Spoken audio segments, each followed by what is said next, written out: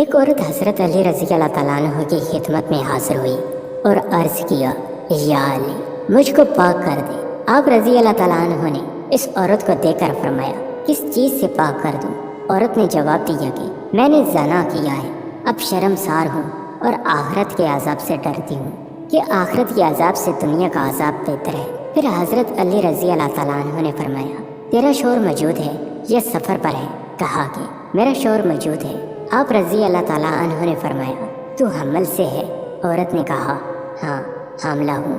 حضرت علی رضی اللہ تعالیٰ عنہ نے فرمایا، بچہ جن کر میرے پاس آنا۔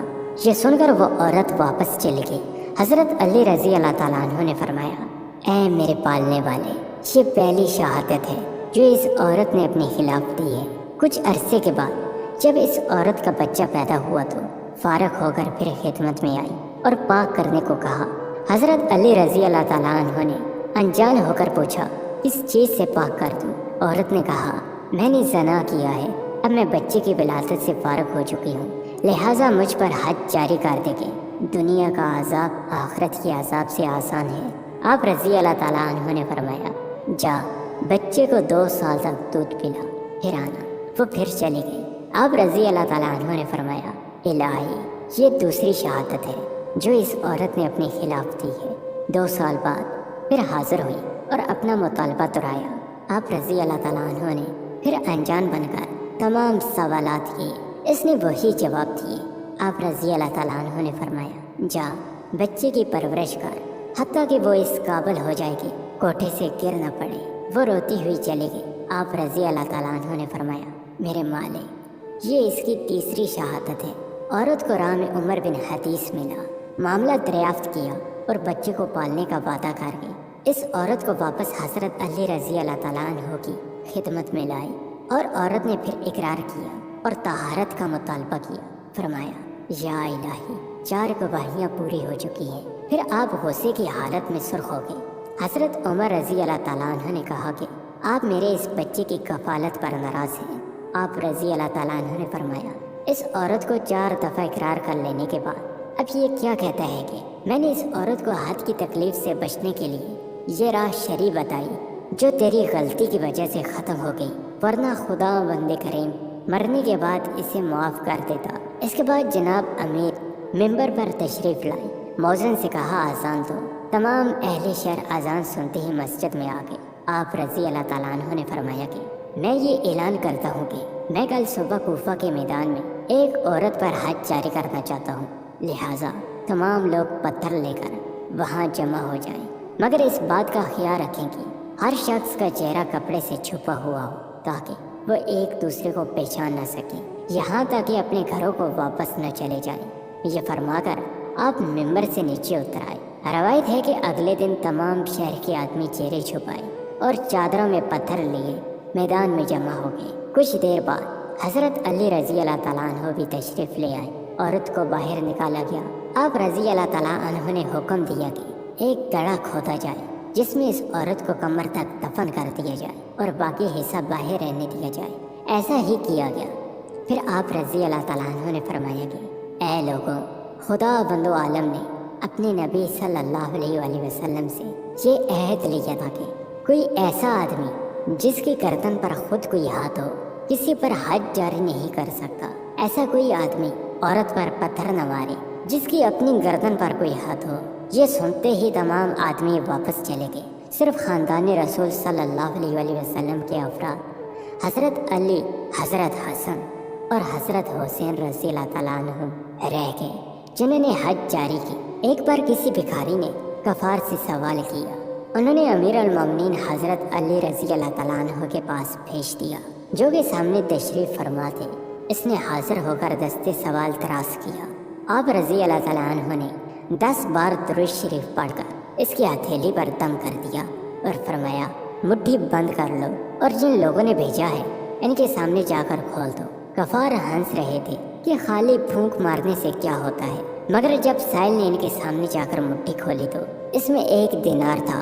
یہ کرامت دے کر کئی کافر مسلمان ہو گئے۔ ایک حبشی غلام جو کہ امیر المومنین سے بہت محبت کرتا تھا، شمت اعمال سے اس نے ایک مرتبہ چوری کر لی۔ لوگ نے اس کو پکڑ کر دربار خلافت میں پیش کر دیا۔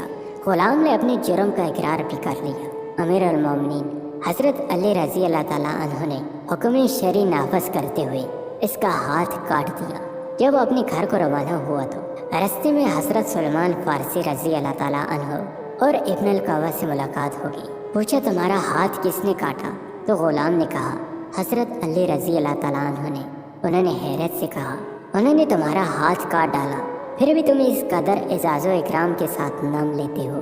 غلام نے کہا میں ان کی تعریف کیوں نہ کروں، انہوں نے حق پر میرا ہاتھ کاٹا اور مجھے عذاب جہنم سے بچا لیا۔ حضرت سیدنا سلمان فارسی رضی اللہ تعالیٰ عنہ نے دونوں کی گفتگو سنی اور حضرت علی رضی اللہ تعالیٰ عنہ سے اس کا تذکرہ کیا تو آپ رضی اللہ تعالیٰ عنہ نے اس غلام کو بلوایا اور اس کا کٹا ہوا ہاتھ کلائی پر رکھ کر رومال سے چھپا دیا، پھر کچھ پڑھنا شروع کر دیا۔ ایک غیبی آواز آئی کپڑا ہٹاؤ۔ جب لوگوں نے کپڑا ہٹایا تو غلام کا کٹا ہوا ہاتھ کلائی سے اس طرح جڑ گیا تھا کہ کہیں کٹے کا نشان تک نہیں تھا۔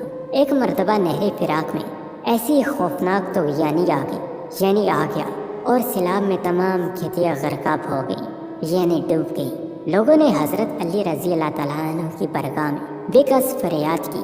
آپ فوراً اٹھ کر کھڑے ہوئے اور رسول اللہ صلی اللہ علیہ وسلم کا جبہ منہ مبارک اور امامہ مقدس و چادر مبارک زیب تن فرما کر گھوڑے پر سوار ہوئے۔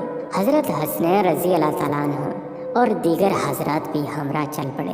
آپ رضی اللہ تعالیٰ عنہ نے 2 رکعت نماز ادا کی، پھر پل پر تشریف لا کر اپنی احسانی نہر فرات کی طرف اشارہ کیا تو اس کا پانی 1 گز کم ہو گیا۔ پھر دوسری مرتبہ اشارہ فرمایا تو مزید 1 گز کم ہو گیا۔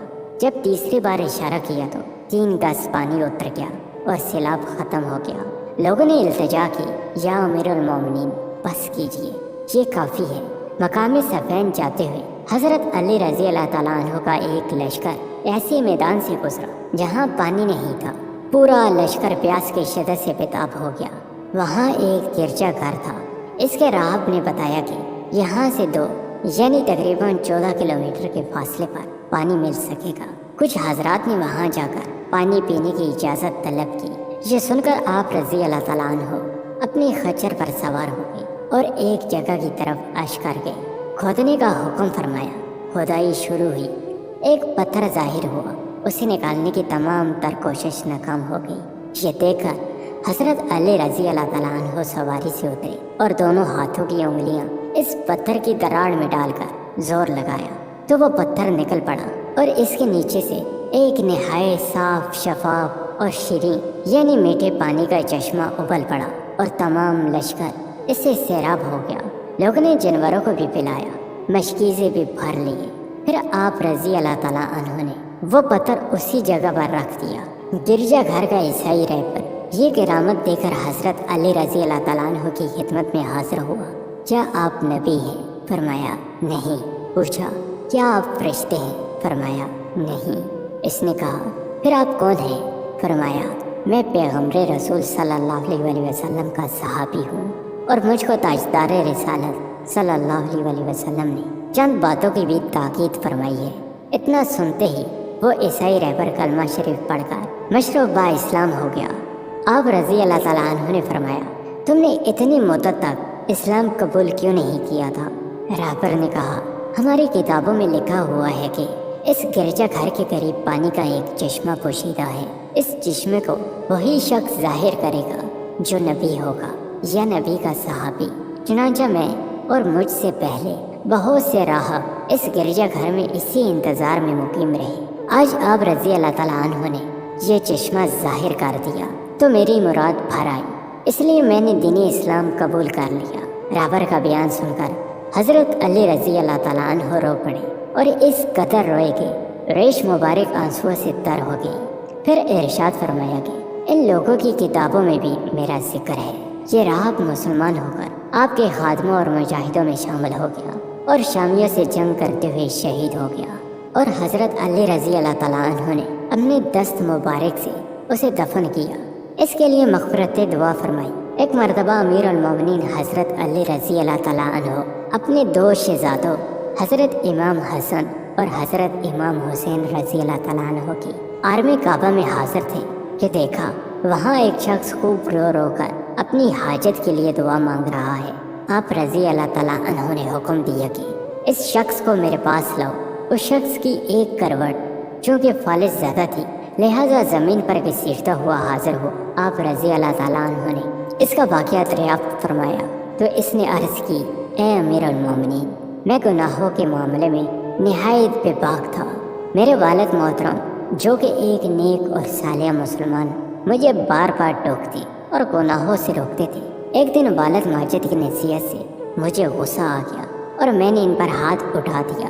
मेरी मार खाकर वो रंजो गम में डूबे हुए हरमे काबा में आए और उन्होंने मेरी बद्दुआ कर दी। इस दुआ के असर से अचानक मेरी एक करवट पर फालिश का हमला हो गया और मैं ज़मीन पर घसीट कर चलने लगा। इस गैबी सज़ा से मुझे बड़ी इबरत हासिल हुई और मैंने रो रो कर वालिद मोहतरम से माफ़ी मांगी। उन्होंने शफकत पदरी से मगलूब होकर मुझ पर रहम खाया और मुझे माफ़ कर दिया।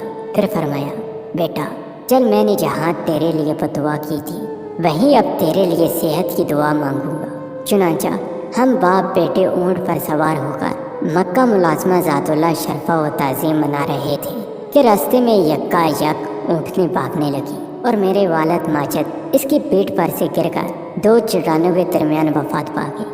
अब मैं अकेला ही काबा में हाजिर होकर दिन रात रो रो कर खुदा ताला से अपनी तंदुरुस्ती के लिए दुआ मांगता रहता हूँ। अमीर अल-मोमिनीन हज़रत अली रज़ी अल्लाह ताला अन्हु को इसकी दास्तानी इबरत निशान सुनकर इस पर बड़ा रहम आया और फरमाया, अगर वाकई तुम्हारे वालिद साहब तुमसे राज़ी हो गए थे तो इत्मीनान रखो, इंशाअल्लाह सब बेहतर हो जाएगा। फिर आप रज़ी अल्लाह ताला अन्हु ने चंद रकत नमाज पढ़कर इसके लिए दुआई सेहत की। फिर फरमाया, खड़े हो। ये सुनते ही वो बिला तकल्लुफ़ उठकर खड़ा हो गया और चलने फिरने लगा। Hey there, subscribe to my channel and also press this bell icon.